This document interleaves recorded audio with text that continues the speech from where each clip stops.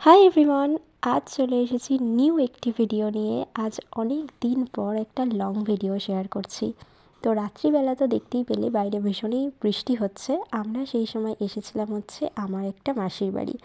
আর এখন সকালবেলা একটুখানি ভিডিও করছি। রাত্রিবেলা অনেক রাত হয়ে গেছিলো আসতে, যার জন্য আর ভিডিও তখন করা হয়নি।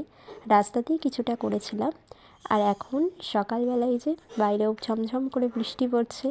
এসেছি হচ্ছে আমার মাসির ছেলের বিয়েতে। সম্পর্কে তো আমার দাদা হয়, তো হিসেব মতো ধরতে গেলে দাদার বিয়েতে এসেছি। এখন বিয়ে বাড়িতে এসে পড়ে গেছে একরকম ফ্যাসাদে, কারণ বাইরে পড়ছে এরকম বৃষ্টি। যদিও বৃষ্টি হচ্ছে তাতে কোনো সমস্যা নেই, কারণ ওয়েদারটা ভালো হয়ে যাচ্ছে। সত্যি কথা বলতে ওয়েদারটাই আসলে আসল কথা। যা গরম পড়েছিল তাতে রেডি হয়েও কোনো শান্তি ছিল না। এখন সকালবেলা রেডি হয়ে এসেছি একটুখানি সকালে ব্রেকফাস্ট করতে। এরপর একদম রেডি হয়ে নিয়েছি গায়ে হলুদের জন্য। এখানে একটা প্রবাদ খুব প্রচলিত কথা, ওই যে যার বিয়ে তার হুঁশ নেই, পাড়াপড়শির ঘুম নেই, আমাদেরও হয়েছে তাই অবস্থা। আমরা রেডি হয়ে বসে আছি, বর এখন নিজের কাজ নিয়ে ব্যস্ত। তো যাই হোক, সকালবেলা রেডি হয়ে নিয়ে এখন যাব হচ্ছে বিয়ের তত্ত্ব নিয়ে কনের বাড়ি। আমি কোনো দিন কারোর গায়ে হলুদের তত্ত্ব নিয়ে যাইনি, এই ফার্স্ট টাইম যাচ্ছি। যে সবাই মিলে আছে, আমার মেসাদু, আমাদের আরেকটা দাদা, ওকে আমি ভিডিওতে তো আগে একবার দেখিয়েছিলাম।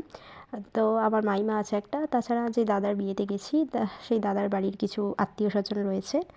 আমরা যাচ্ছি অনেক গায়ে হলুদের তত্ত্ব নিয়ে। আসলে সত্যি কথা বলতে জায়গাটা দূর হলেও অতটাও দূরে নয়।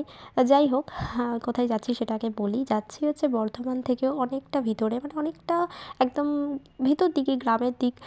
যাই হোক, আমি প্রথমে তো ভেবেছিলাম যে আমি যেতে পারবো না, কারণ এত দূর, আবার তার উপর গাড়ি করে আমার একটু গাড়িতে সমস্যাই হয় যেতে।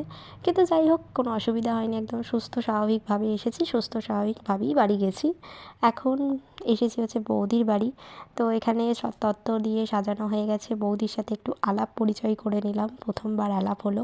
বর্ধমানে কিন্তু আরেকটা জিনিসও বেশ ঐতিহ্যপূর্ণ, সেটা হচ্ছে মাটির দোতলা। আর এখানে যে কটা বাড়ি দেখলাম বেশিরভাগই মাটির দোতলা রয়েছে, সাথে আমাদের বৌদির বাড়িও মাটির দোতলা। আমার অনেক দিনের একটা ইচ্ছা পূরণ হয়ে গেল। আমার অনেক দিন থেকে শখ ছিল মাটির দোতলা নিজের চোখে দেখার, আজকে দেখে ফেললাম। এবার খাওয়া দাওয়া শেষ করে বাড়ি ফেরার পালা।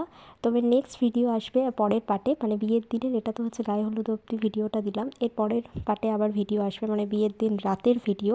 আর সেখানে আসছে খুব সুন্দর ইন্টারেস্টিং একটা পার্ট, আমার লাইফে সারা জীবন মনে থাকবে যে আমি আমার দাদার বিয়ে দিতে এসেছিলাম। তো সেটা খুব শিগগিরই আসছে। আপাতত আজকের মতো ভিডিওটি এখানেই শেষ করছি।